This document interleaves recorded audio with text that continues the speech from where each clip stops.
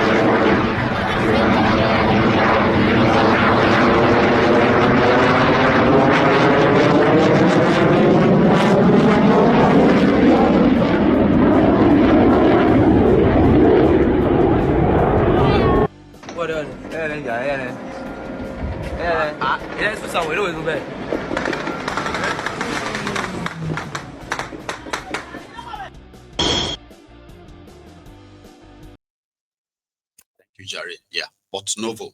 So Porto Novo is the country's capital, but Cotonou seems to be their commercial capital. Like you have Lagos and then you have Abuja. Put it that way. Yeah, Nigeria's got this massive, sky power that, yeah, you may say Nigeria may not be at par with some kind of like other country when it comes to their own war weapons and all that. When it comes to controlling the air, Nigeria controls the airspace. That's how much power Nigeria have, in case if you don't know. Nigeria controls the airspace to as far as Gambia. If something is going on in Ghana now, Nigeria, right, as the super regional, where have you, well, I don't know if they still have that influence anyway. Well, under the cover of the ECOWAS, Nigeria will take over the airspace of Ghana.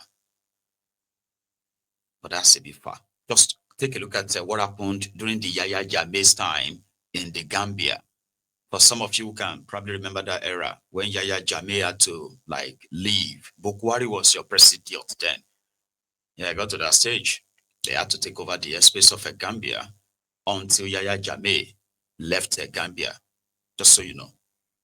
So when you now take a look at all of that, including the historical, achievement of the Nigerian military, the Nigerian Air Force outside Nigeria when it comes to like bringing what they call the peace to some of the troubled countries in Africa, even beyond. They've got that track record. Then how come that same country has found it so impossible? They are almost impossible to defeat terrorists, ragtag terrorists in their bush, in their forest. We all know why. But I bet other Africans are just wondering, like, is that country so poor? No, maybe poor, yeah. But Nigeria is a country that has invested so much in the military, than majority of African countries except South Africa, Egypt, and maybe a few others. You understand what I mean? So how come the country looks so powerless?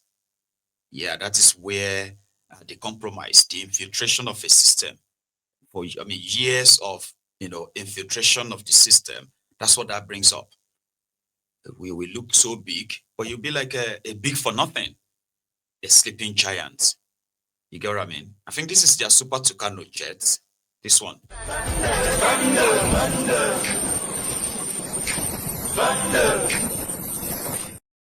No, that's not Super Tucano. It's got his name on it. And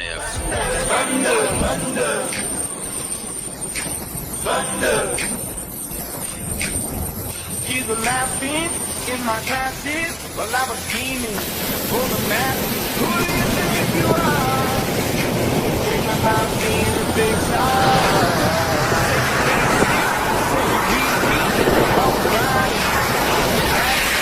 Now I'm smiling from the stage while you were laughing in the motion.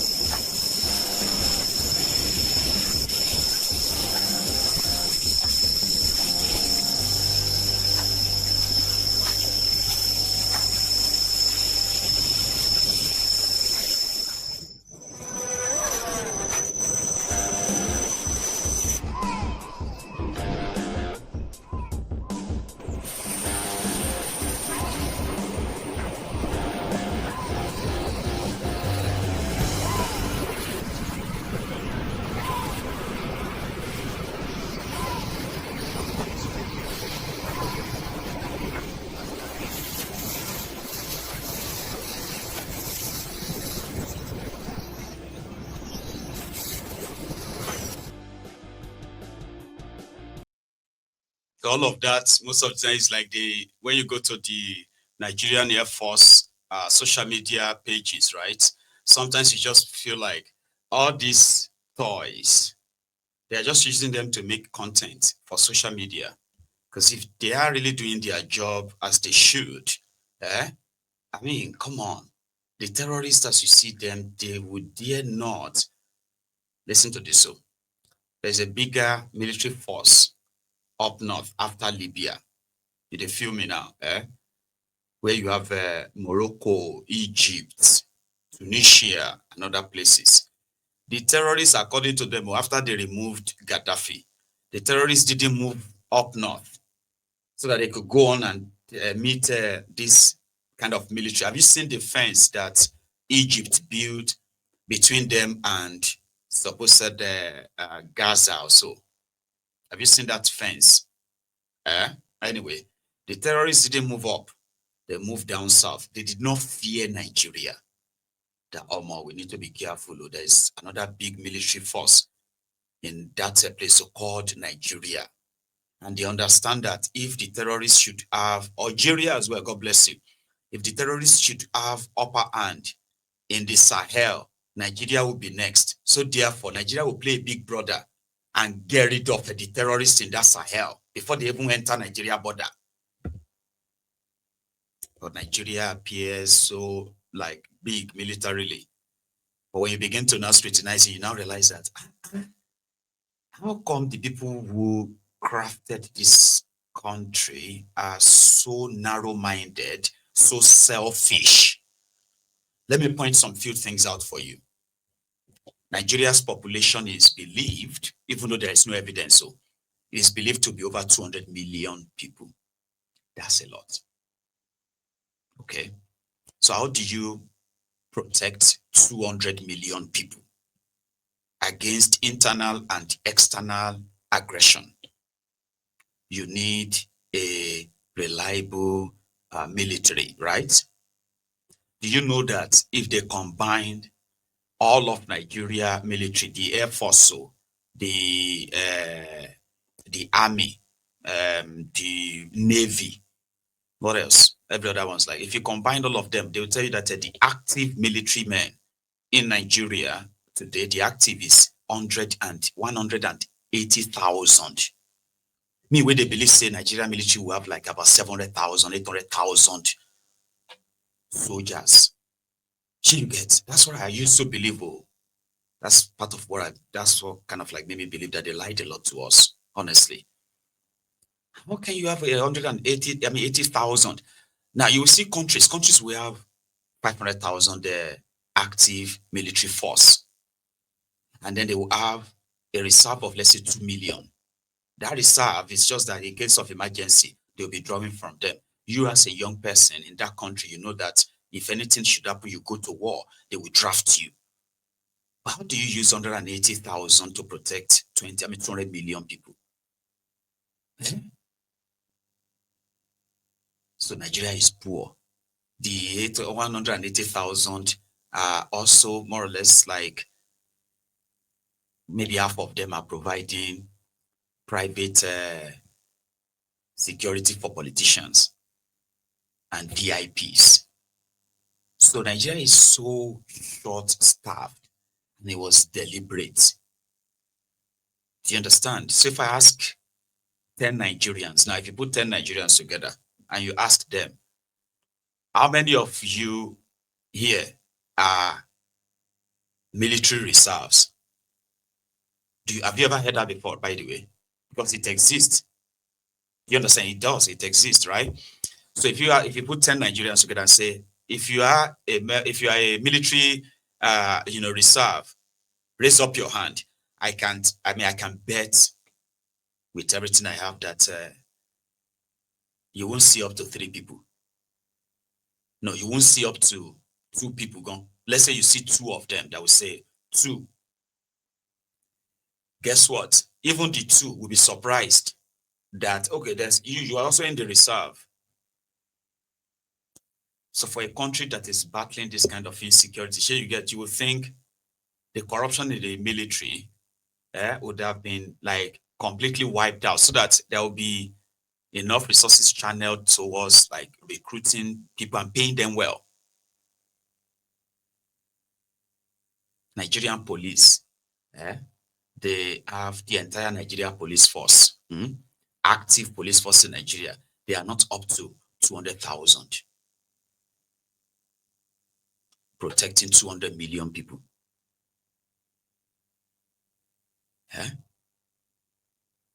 It's crazy. And yet, you know, when you see that bigger country, there are those who have all this data. And that's why they just laugh. Because number one, let's take the terrorist, for example. The terrorist understands this more than you and me, that Nigeria lacks the the adequate resources to actually tackle them. That is why you will see some of these terrorists controlling vast area of lands, communities.